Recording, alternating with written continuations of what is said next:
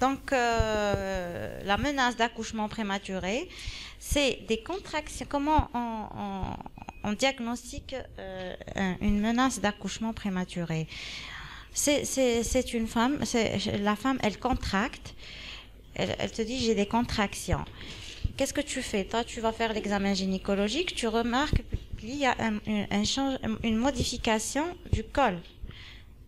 Donc, comme on peut définir une menace d'accouchement comme contraction associée à une rupture de la poche des os. Maintenant, la femme, elle a rompu la poche des os et elle contracte. On dit qu'on est devant une menace d'accouchement prématuré. Soit des contractions associées à des modifications cervicales qui sont significatives ou bien une rupture de la poche des os. Les contractions, bien sûr, elles doivent être fréquentes parce qu'il y a des contractions physiologiques de Braxton Hicks, et vous le savez, qui commencent à partir de 34 semaines. Maintenant, elles doivent être associées à une modification cervicale. Elles ne doivent pas être isolées. Parce qu'on peut trouver des contractions isolées suite à la prise de la cannelle ou la canne des femmes où là, elle mange quelque chose qui contient de la cannelle. Ça fait des contractions atroces, importantes, intenses. Donc, il faut toujours accompagner l'examen par le toucher vaginal. Quand on fait le toucher, on va remarquer une dilatation, modification de la dilatation cervicale. Le col, il n'est plus épais, il est mince, il est médian, alors qu'il était postérieur. Où là, on remarque une rupture des membranes.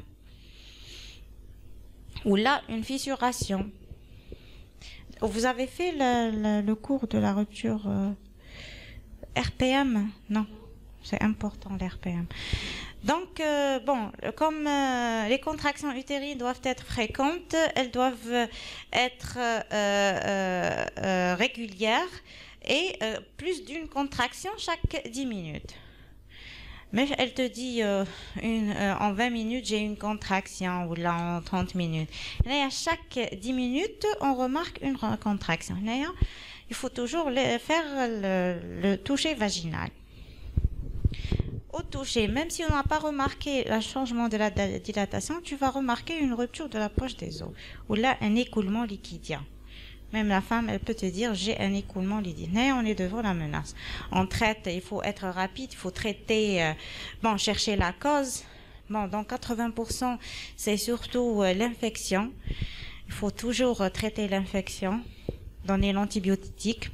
Bon, on va faire les explorations là pour voir là. Mais il faut tocoliser. Bon, on tocolise avant 34 semaines. Après 34 à 35, 36, c'est pas la peine de tocoliser, c'est l'expectative. Il faut tocoliser avant 34 semaines et traiter la cause. Surtout traiter la cause. Tocoliser sans traiter la cause, ça ne sera rien. La contraction, elle va pas s'arrêter et ça va partir à l'accouchement prématuré. Ou l'accouchement prématuré, on peut perdre le bébé. Bon, je continue.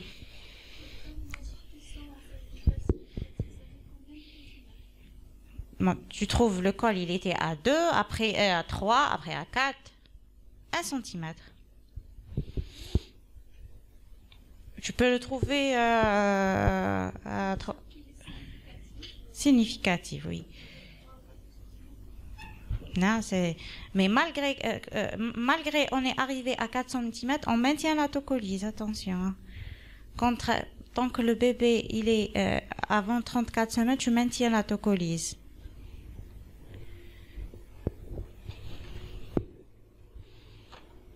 Bon.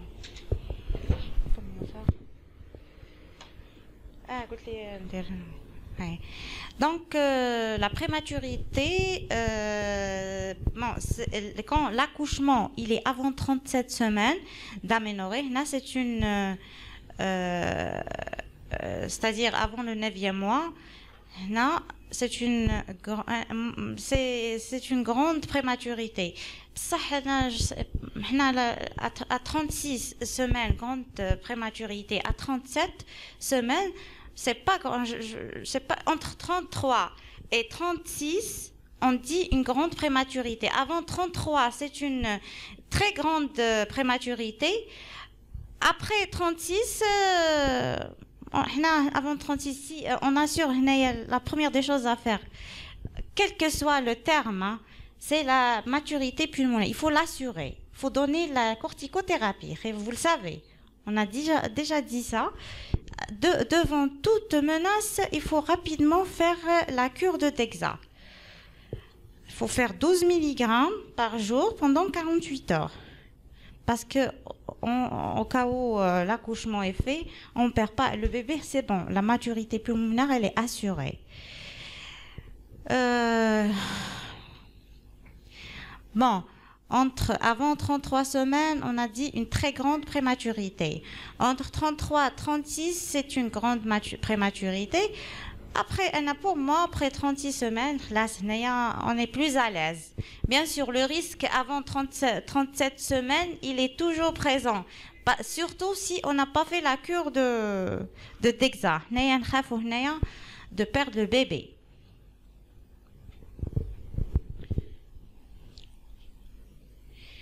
Bon, à savoir que la viabilité à partir de 25-26 semaines du fœtus, ben chez nous, rarement à 26-25, mais je veux dire la littérature, la réanimation néonate, normalement à partir de 25 semaines, elle est bonne.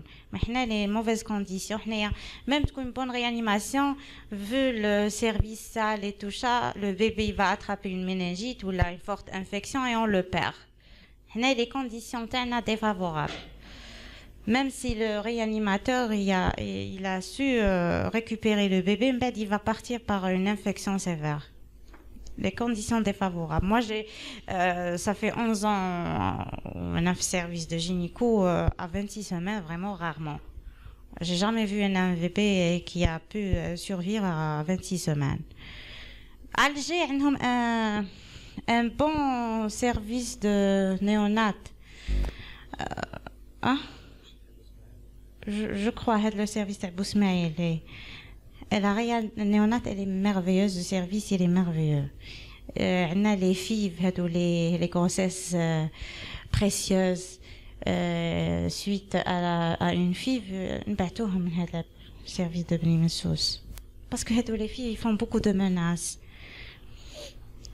Connaître les niveaux de maternité, le niveau 1, 2, 3, ça c'est le service de Bni Messous. Le service en général normalement le niveau 3 avant 32 semaines. Le niveau 2 c'est entre 2 et 36 semaines. Le niveau 1 c'est supérieur à 36 semaines. On n'a pas ce genre de niveau. Normalement le bébé, on a fait l'extraction avant 32 semaines, on le met au niveau 3 parce que la surveillance plus intense. Là on n'a pas à l'étranger et à Alger. Ici, c'est la catastrophe. Bon, bien, la prise en charge, on a dit, bon, dès qu'on a diagnostiqué la menace, on doit chercher la première des choses, la cause, parce qu'on doit traiter la cause.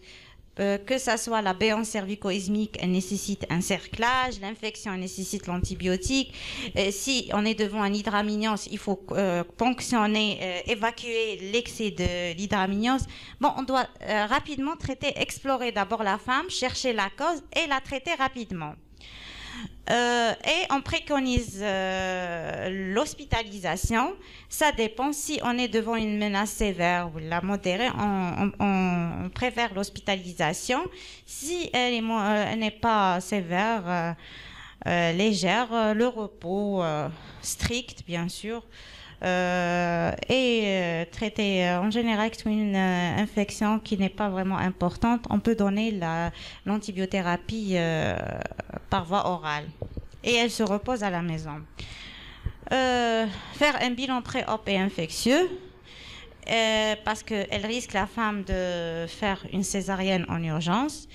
Faire une échographie obstétricale et du col, bien sûr l'échographie obstétrique, le col pour voir si c'est par le col, une échographie endovaginale, si le col il est court, pour voir la longueur du col, pour diagnostiquer une béance. L'échographie obstétricale pour voir si les biométries, si on est devant un retard de croissance, parce que prédispose souvent à la rupture, à la menace.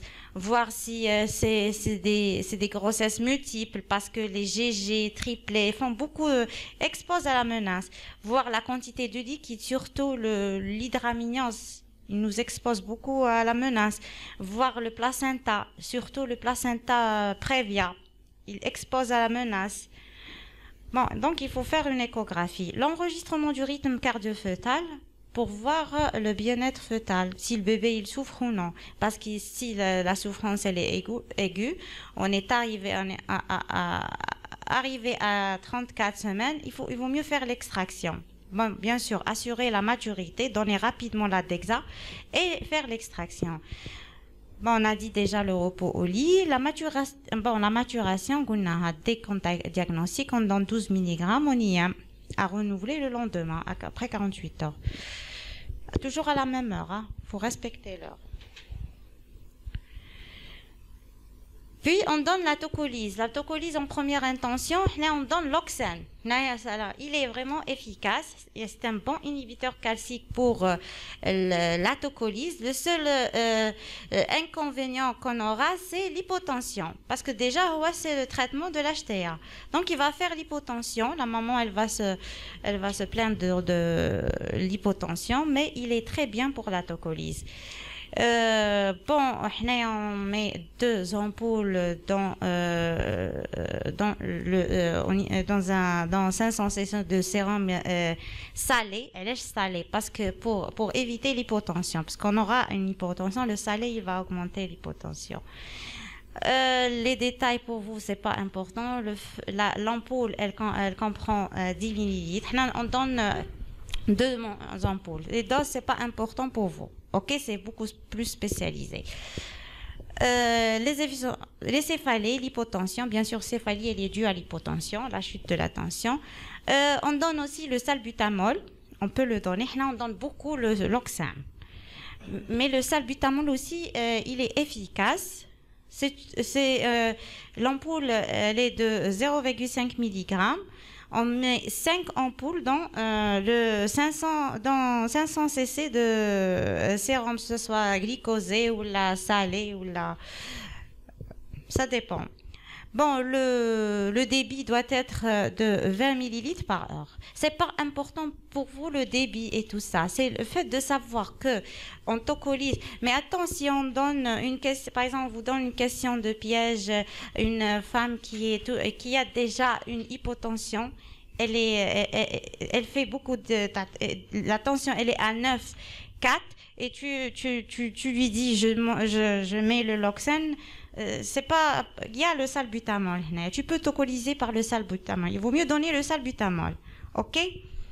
Parce que le loxane, il va rechuter plus C'est des questions des pièces. Si on va donner un cas clinique où on dit que c'est une femme qui fait une hypotension, on ne donne pas le loxane. On donne salbutamol, anti-inflammatoire, ça dépend. Il y a beaucoup de tocolytiques, on va les citer après. Mais le meilleur tocolytique, c'est le loxane. Le meilleur, il donne des résultats merveilleux. Les effets secondaires, bon, ça va faire pour le salbutamol l'hypocalémie, l'hyperglycémie, un OAP. Il faut toujours, avant de donner le salbutamol, il faut faire un ECG. Parce qu'en cas de trouble du rythme, on ne met pas du salbutamol pour la tocolyse.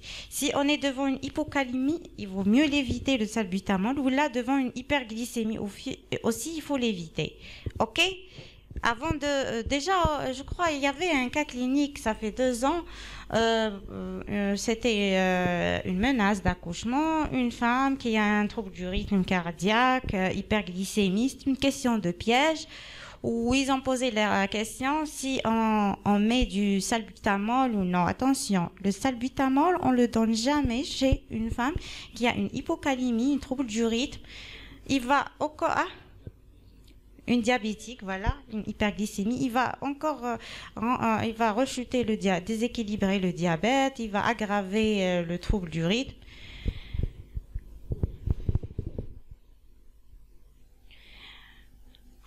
Bon, on a dit la tocolyse de première intention dans l'inhibiteur calcique ou là le salbutamol. En deuxième intention, on donne le tractocil.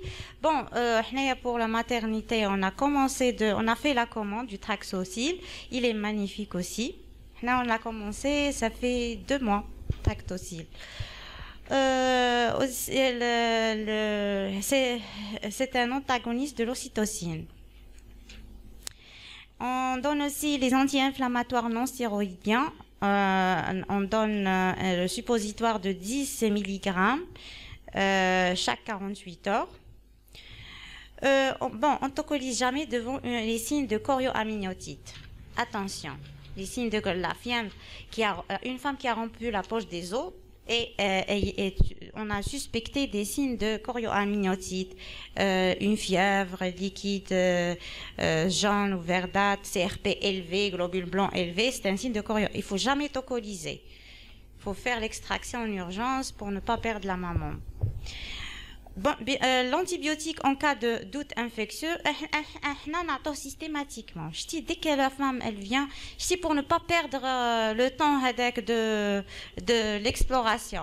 Il faut être rapide, il faut donner rapidement, systématiquement. Non. Il y a certaines écoles qui disent non, c'est pas la peine pour éviter le risque de résistance.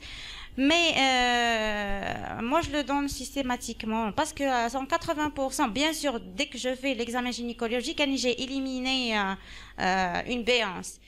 C'est l'élimination de la béance cervico-ismique, elle est rapide. L'infection avec l'exploration on va prendre du temps, donc il faut être rapide. On met la femme sous Glamoxil 1 gramme parce que c'est 1 gramme fois 3 par jour. Il n'a pas des effets indésirables pour le fœtus. Bon, après 35 semaines, on a dit c'est pas la peine de tocoliser. Mais après 35 semaines, le bébé il est viable. On fait l'extraction, l'interruption de la grossesse. En cas d'RPM, RPM c'est la rupture prématurée des membranes. On fait l'RPM, la première des choses à faire, tu dois faire la CRP en urgence et mettre la femme sous antibiothérapie. Elle doit se reposer.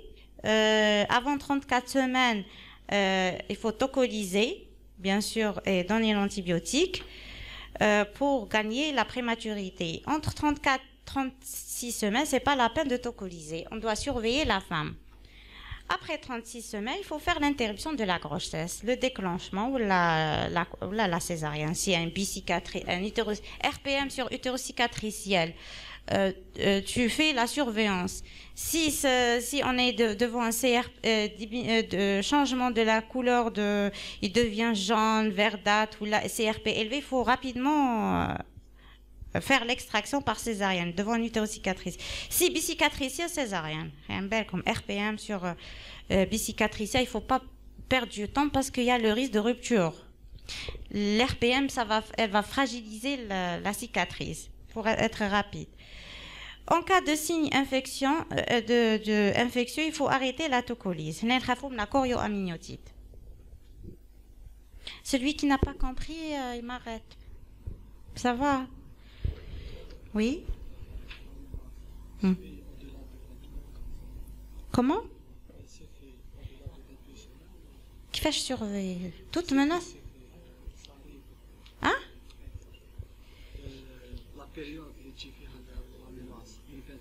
La menace d'accouchement à partir de 28 semaines. Avant, c'est menace d'avortement. La physiopathe. les anomalies cervico-utérines, c'est la cause de la menace. On peut trouver par exemple un utérus mal formé, un fibrome au niveau de l'utérus, ou bien ovulaire, ça dépend, ovulaire, insuffisance placentaire, hydramnios, PP, placenta bas inséré, c'est des causes. D'autres facteurs locaux régionaux, c'est la sécrétion de la prostaglandine qui le col va répondre suite à une infection ou là une inflammation aminiocoriale. L'inflammation aminiocoriale, ça va déclencher les contractions, avec bien sûr associé à des modifications cervicales. C'est compris ou là je répète? C'est bon? Donc le diagnostic, il est surtout clinique. Les signes fonctions, on a dit, bon, c'est des contractions utérines qui sont anormales, associées à des métrorragies d'abondance variable. Des métrorragies, ça veut dire qu'en général, les causes, surtout placenta pas insérée, la cause, ou là une infection, ou là les métrorragies, l'infection qui devant enseignement, on suspecte peut-être l'infection, ou là le placenta pas inséré.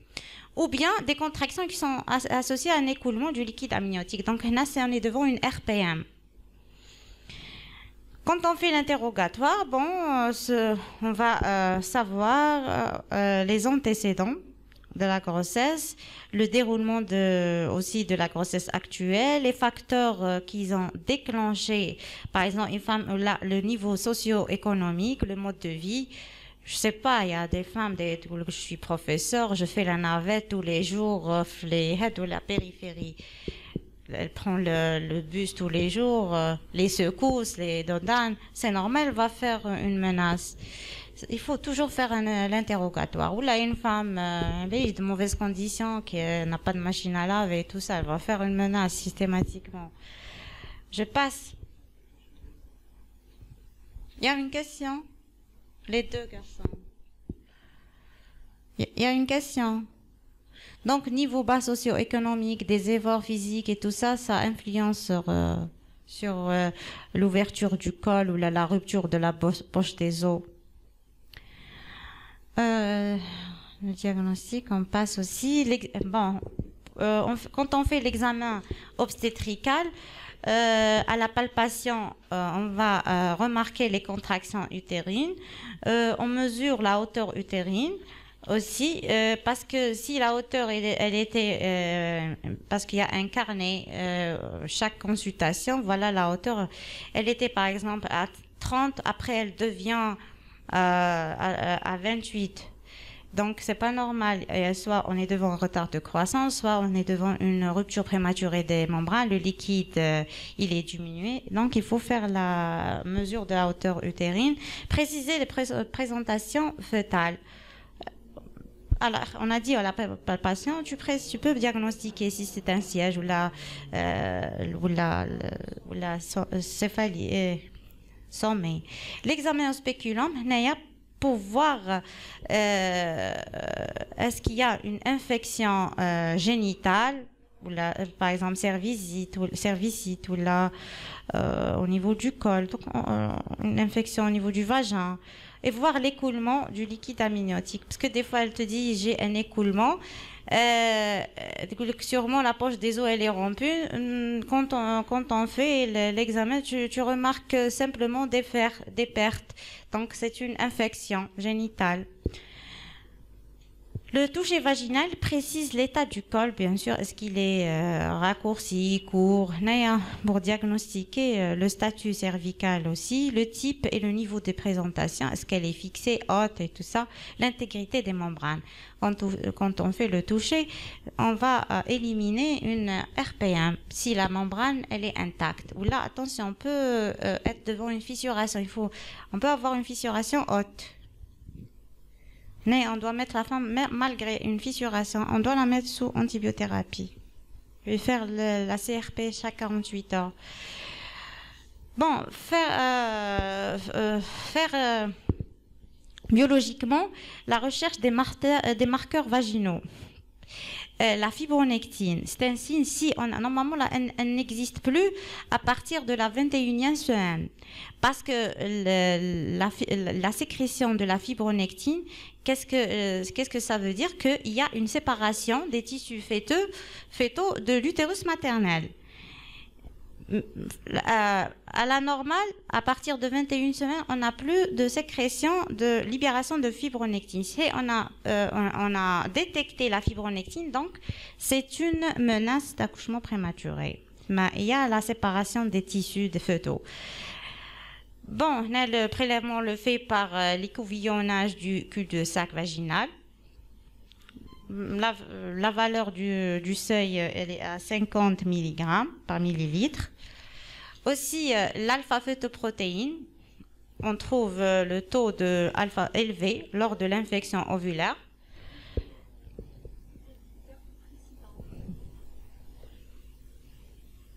Comment?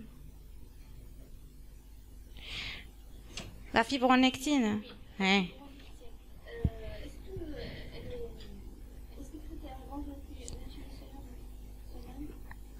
C'est normal. Avant 21, la sécrétion avant 21 semaines, elle est normale. Mais après 21e semaine, normalement, il n'y a plus de sécrétion. Parce que c'est bon, le tout va...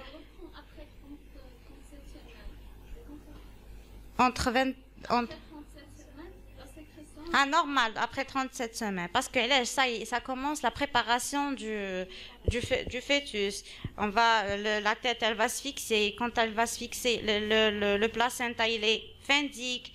Il va devenir fendique. C'est bon, là, la préparation de l'accouchement. C'est normal qu'il y aura avec le décollement. Le segment inférieur, il commencerait, on a dit, chez la multipare. C'est au travail et la primée à partir du 8e mois. À partir de à 37 semaines, ça commence la formation de segment inférieur. Donc les contractions de Braxton X et tout ça, ils vont favoriser la libération de la fibronectine. Après 37 semaines. Avant, normalement, ça n'existe pas. Si on...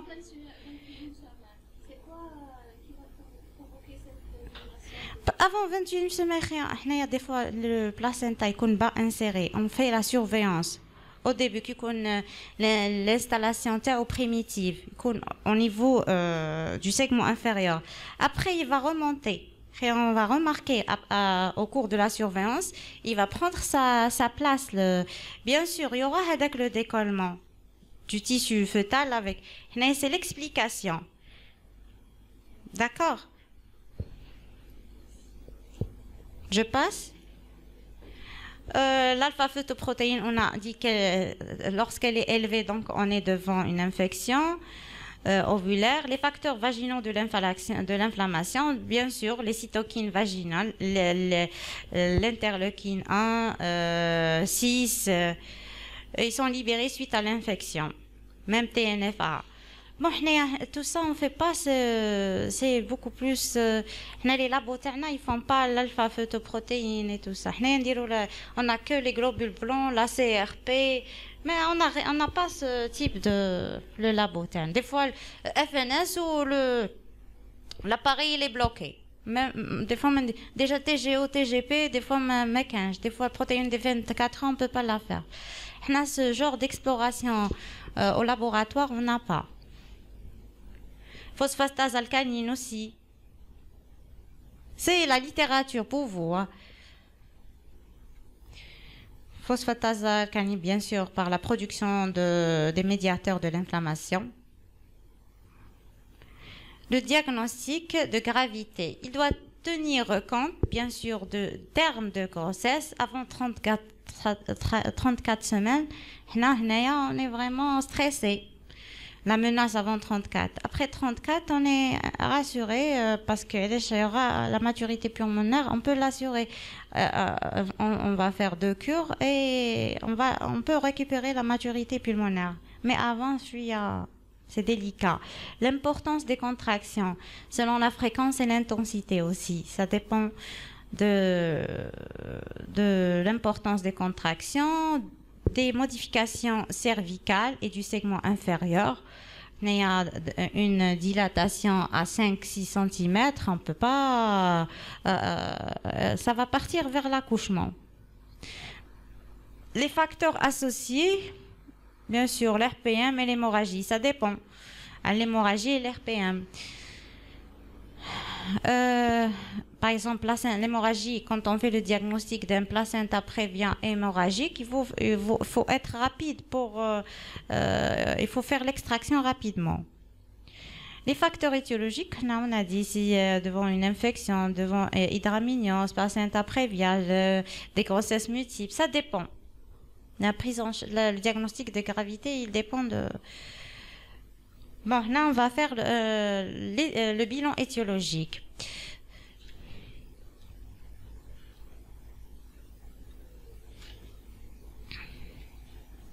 Donc, selon l'urgence de la situation, on peut ou non précéder la tocolyse. Chez la maman, on demande les globules blancs, faire pour diagnostiquer l'infection. Parce que l'infection peut être génitale, elle peut être générale, une toxo, une grippe, salmonellose. Ça cause la menace. Prélèvement bactériologique vaginal, hémoculture, la recherche d'une rupture des membranes et faire l'échographie du col. La béance, l'échographie du col, la recherche d'une béance cervico-ismique. Il faut rapidement, si on a détecté une béance, il faut rapidement faire le cerclage avant 12 semaines.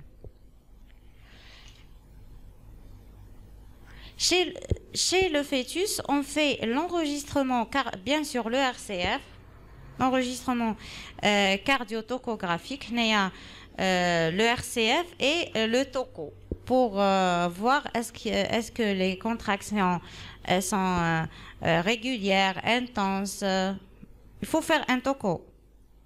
L'échographie, elle doit préciser la biométrie fœtale, le nombre de fœtus, leur présentation, la maturité, la vitalité, l'absence de malformation, parce que les malformations fœtales prédisposent à la menace. La topographie du placenta, on a dit le placenta bas inséré, et la quantité du liquide, parce que l'excès de liquide, l'hydramnios, il mène vers la menace d'accouchement prématuré.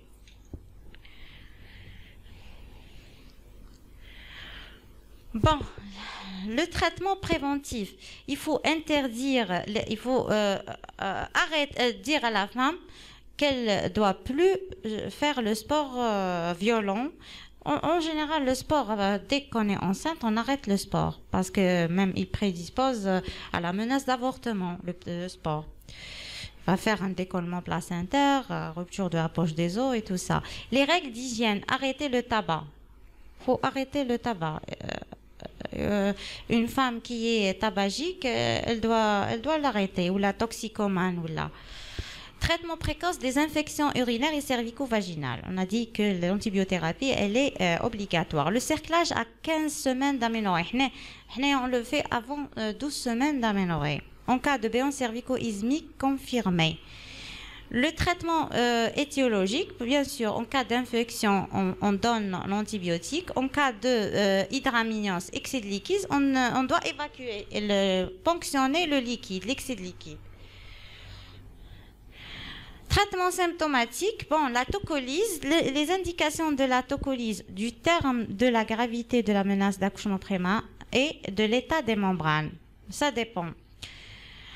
Si les membranes sont intactes avec des épisodes de contraction utérine et modification modérée du col, là, on préconise le repos. Si elles sont intactes avec des contractions régulières, le repos plus la tocolyse plus la maturité pulmonaire, si l'âge il est inférieur à 34 semaines. Oui, il y a une question?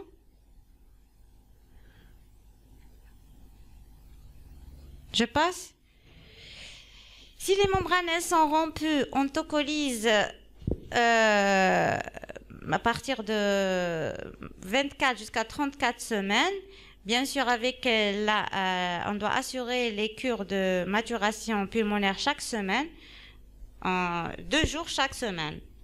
On arrive à 34 semaines. L'antibiotique doit être systématique à titre prophylactique. La surveillance pendant toute la période de la menace. Les contre-indications de la tocolyse, les contre-indications absolues. Les malformations fœtales létales. On a un bébé qui est mal formé. Et la femme, elle est en train de faire la menace. À quoi sert de tocolyser? Il est mal formé. La malformation, elle est irréparable. À quoi sert de garder le bébé et tocolyser? Souffrance fœtale aiguë, quelle que soit l'étiologie. Il faut faire l'extraction parce le bébé, il vaut mieux l'enlever parce que s'il va rester, on va le perdre. Donc, au moins, on aura la chance de le récupérer. Il vaut mieux l'enlever, faire devant une bradycardie sévère. Chorioamniotite et l'hystériose, bien sûr, il faut faire l'interruption de grossesse rapidement. La mort in utero. Le bébé, il a fait la MIU. Toi, tu vas le garder. À quoi sert? Il vaut mieux laisser l'accouchement. On ne tocolise pas devant un mort-né, un bébé qui a fait la MIU. Il vaut mieux laisser l'accouchement se faire. Toute pathologie maternelle contre-indiquant la prolongation de la grossesse. Par exemple, l'HTA. Une femme qui a une prééclampsie, HTA, cardiopathe sévère. À quoi sert de garder? Il vaut mieux faire l'interruption pour soulager et la maman et le bébé. Comme le bébé, l'HTA, la cardiopathe, c'est un bébé solide. Et la maturité pulmonaire, normalement, elle est faite plus précocement par rapport à un bébé normal ou un bébé diabétique, elle se fait plus tardivement. Le placenta prévia hémorragique aussi. L'hémorragie, elle est importante. Tu te tocolises pour garder le bébé, là, tu perds la maman. Là, il faut faire rapidement pour sauver la mère. Les contre-indications absolues, aussi la cardiopathie, la coronopathie, les troubles du rythme cardiaque. On a dit, le trouble du rythme cardiaque, c'est qu'on peut pas, par exemple, attention, tu tocolises devant, tu donnes le salbutamol devant les extracytoles ou là, c'est contre-indiqué. Myocardiopathie obstructive, allergie au produit. Ou là, une allergie à un produit. Il faut toujours demander à la maman. Les tocolytiques, on a comme tocolytiques aussi les bêta-mimétiques, c'est le salbutamol, qui sont plus utilisés. On a déjà dit que le salbutamol, c'est les autres tocolytiques, les antispasmodiques inhibiteurs, on a déjà cité ça. Les antispasmodiques, on donne un suppositoire chaque 8 heures. C'est les anti-inflammatoires avec détail. Voilà le cours. Donc, en grosso modo, devant une menace d'accouchement prématuré, il faut chercher la cause. La cause, on peut, l'accouchement prématuré, il peut être médicalisé, par exemple devant HTA, qui nécessite l'extraction, devant par exemple un retard de croissance, par exemple un diabète déséquilibré. C'est des causes médicales qui nécessitent l'interruption et tomber dans un accouchement. On va favoriser l'accouchement prématuré. Là, c'est médical la cause. Ou là, par exemple, placenta prévia hémorragique. Là, on a décidé l'accouchement prématuré pour sauver la mère.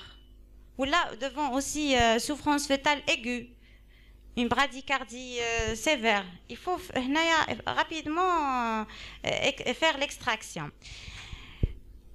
Spontanée. On a plusieurs causes, ça peut être maternelle, ou là, ça peut être fœtale, ou là, ovulaire. Par exemple, maternelle, la femme qui est spontanée, qui fait une infection générale, par exemple, salmonellose, ou là, une forte grippe, ou là, toxoplasmose, ou bien des infections urinaires ou la vaginale, cervico-ismique. Ça prédispose à l'accouchement prématuré. Aussi d'autres causes, on a dit maternelles, et cause maternelle, par exemple une maman qui a un utérus mal formé, ou elle a un fibrome. Le fibrome, il expose à la menace. Aussi, elle a un hydramnios, GG, ou l'insuffisance placentaire. Ça prédispose à l'accouchement, ou là qui a déjà des antécédents d'un accouchement, elle a déjà fait des accouchements prématurés. Elle va faire des accouchements prématurés. Sûrement, la femme qui a déjà fait un accouchement, elle a une béance cervico-ismique. Donc, la première chose à faire, il faut traiter la cause. OK? Et tocoliser. Tu tocolises, tu donnes par exemple l'oxène ou la cause, tu ne l'as pas traité. Tu as laissé le col ouvert ou là tu as laissé la béance ou là tu as laissé les leucocytes 3 croix ou CRP ou tu tocolises simplement l'infection. Ça ne sert à rien. La femme, elle va accoucher.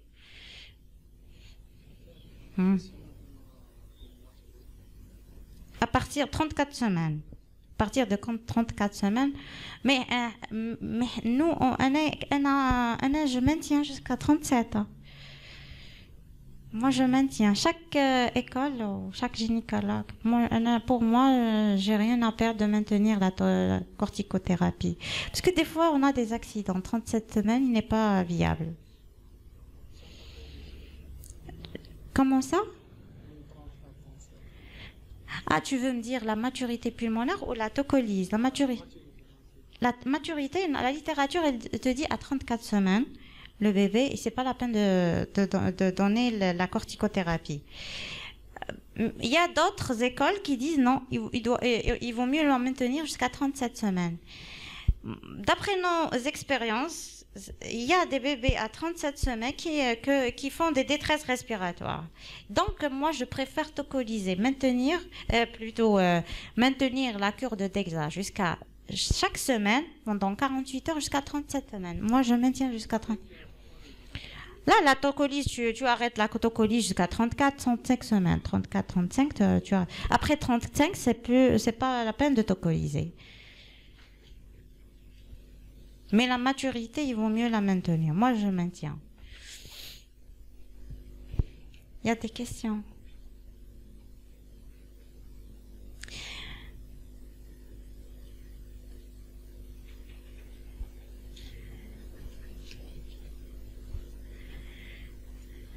Il n'y a pas de questions? Le dimanche, on va faire 2 cours, Inch'Allah. Hypertombable, la menace, surtout cas clinique. Les causes, attention, il faut faire les explorations, chercher la cause et traiter la cause. Il ne faut pas oublier de chercher la cause et la traiter, en même temps tocoliser. L'allo-immunisation, elle prédispose aussi, attention, elle prédispose beaucoup à la menace d'accouchement. L'allo-immunisation. Je vais vous donner un cours, j'ai un cours pour les externes. Le dimanche, les autres promos. Détailler les causes et tout ça. Parce que c'est un cours. L'externe, le cours. Détaillé. Ça, ce que l'externe doit savoir. Les causes, d'accord, des contractions associées à modification cervicale ou rupture de la poche des os, c'est l'essentiel. D'accord?